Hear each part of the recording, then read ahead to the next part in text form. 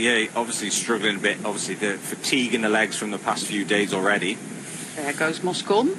But he goes early, doesn't he? A man who lives in Andorra, who's like virtually the neighbour to Tom Pidcock, and most of the team and most of the cycling world lives in Andorra nowadays. But here we see that moment where Sikowski goes on the attack. We're about 5 kilometres out from the line right now. Yeah, I think he felt the legs, felt the slowing down. Dillier swung off. He didn't even react, did he? Moscon has to react to follow the Canadian. He now makes it. But the problem is, the question is now, is Moscon then going to contribute? Do they want to stay away? Still 20 seconds. It's always better to try and keep these two together, trying to get as much out of your breakaway companions as possible. But a good move from the Canadian. That gap now, 18 seconds.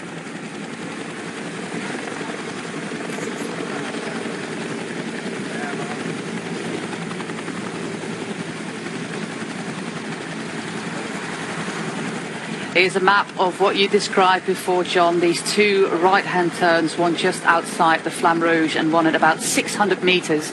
They are not leaving anything to chance right now.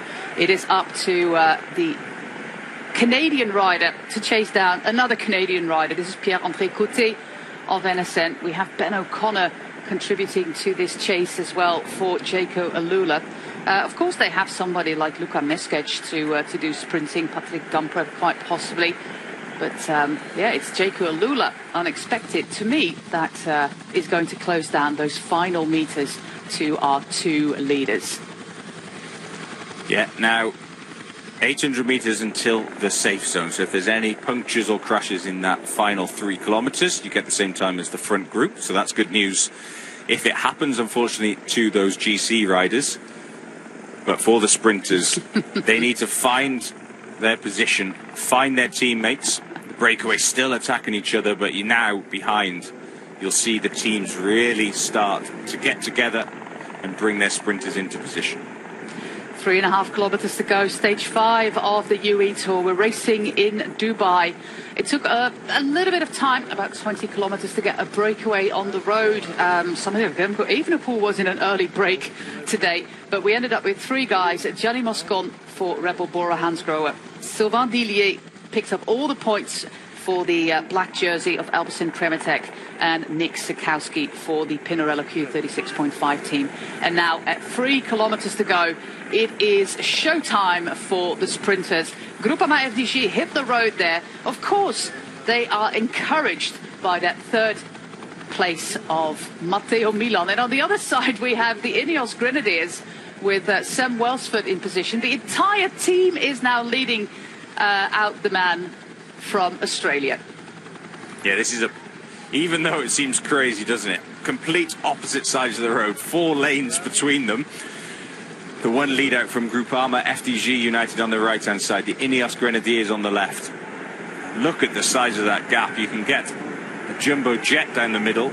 We talked about old school lead outs, and this is it, exactly that. It's so nice to see all these lead out trains. Ineos Grenadiers slowly now moving to the right, but it's Alpecin Premier Tech who also take over. The hardest side was the left-hand side of the road. The wind was from the left-hand side, so that's why you saw the slowing down. But again, at 1.1k to go, we take the slip road to the right-hand side, and then you make a 90-degree right turn. It's a fantastic fight at the front. We find Alpecin Premitech there with Simon de Heer, now with Gerbert Thijssen on his wheel. We have, of course, yesterday's winner, Jonathan Milan of the Lidl-Trek team. Soudal Quickstep are there racing for Alberto Dainese. The very recognisable kit for UNOX Mobility for Erland Blikra. The same goes for the very recognisable kit of the Ineos Grenadiers. Still 3 guys in front of Welsford as we are speeding towards that first of 2 right-hand turns. And it's a sprint exactly as we predicted, a sprint towards that first right-hand turn, with sprint trains everywhere making their way to this first right-hand turn. There we go, off the road. And it has to be, you have to be in position as you described, John, because if you still have to make up 10, 15, 20 places at this point, it's going to be really, really difficult to get back to the front. We have another 90-degree turn coming up in 300 meters from now.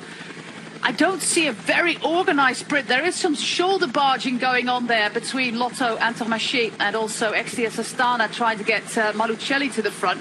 We're well inside the final as we speak, with Max Walscheid now hitting the front for the Lidl-Trek team. This is the final corner. Oh, some riders have to hit the brakes. Yeah, and there was a crash for which they had to hit the brakes. It's now up to Lidl-Trek get to the front. Malucelli is up there as well.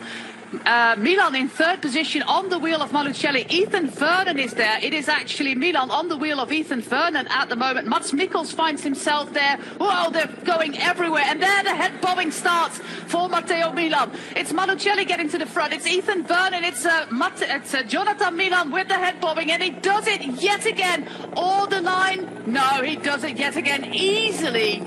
Winning another stage is Jonathan Milan, but it was a very disorganized final. Good lead out there by Max Walscheid for Lidl-Trek, but yeah, most sprinters were out on their own there in the final 500 meters. Yeah, you saw how key it was to get into those final corners. Almost drop your sprinter off in a position, but it was again Jonathan Milan taking victory. Riders. Yeah, you could really see how wide it was. And then it went quite narrow, didn't it? This is the final right turn with 500 meters to go. Jonathan Milan, about 7 riders back on the right-hand side. Max Walscheid even just has time to turn around and look and see where his teammates are. But then it was the XDS Astana team. Perfect lead out, actually. Behind that, Mads Mikkelsen. It looks like Gleb Sritza was second XDS Astana man. Then it was Mikkelsen, Vernon, Milan. The rush starts to come. Vernon launches first. Milan on his left. And he gets alongside and gets to that barrier first. That was the key point. As soon as he got his shoulders in front of Vernon, he was able to open things up. Yeah, and almost half a bike length at the finish. Time to raise his hands in the air. Great sprint from the big Italian. Blikra is the man in second, Malucelli in third. There was this little swerve there on the left-hand side that kind of hampered the Decathlon CMA CGM rider. Do you think that's going to have consequences? That's the unfortunate way, sometimes caught out, because we get a good look at the top 10. Milan, Blikra, Malucelli, that's the podium today. Mesketch, Daniel Skerl, indeed, Vernon, Stefan de Schuiteneer, Axel Huns, Mats Mikkelsen and Nicolo Parisini is the man in 10th place.